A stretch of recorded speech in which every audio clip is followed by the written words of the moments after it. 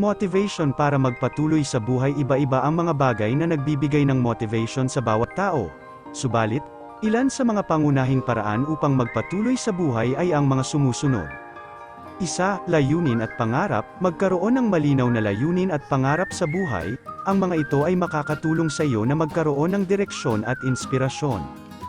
Dalawa, positibong mindset. Palaging isipin ang mga positibong bagay sa buhay at iwasan ang negatibong pag-iisip. Ang positibong mindset ay nagbibigay ng lakas upang harapin ang mga hamon.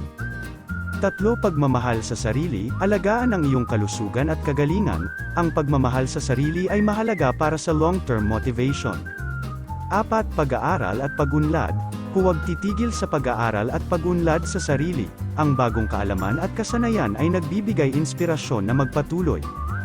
5. Suporta mula sa pamilya at kaibigan. Magkaroon ng malalapit na kaugnayan sa pamilya at kaibigan. Ang kanilang suporta at pagmamahal ay maaaring magbigay ng motivation. 6. Pagkakaroon ng planong pagpaplano.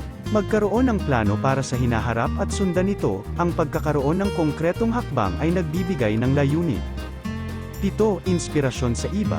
Hanapin ang mga tao o kwento ng tagumpay na makakapagbigay inspirasyon sa iyo. 8. Pagtanggap sa pagkatalo. Huwag katakutin ang pagkatalo. Sa halip, tingnan ito bilang pagkakataon na mag-improve at bumangon. 9. Pagtutulungan. Magkaroon ng mga kasamang nagbabahagi ng iyong mga layunin at nagtutulungan upang makamit ang mga ito. 10.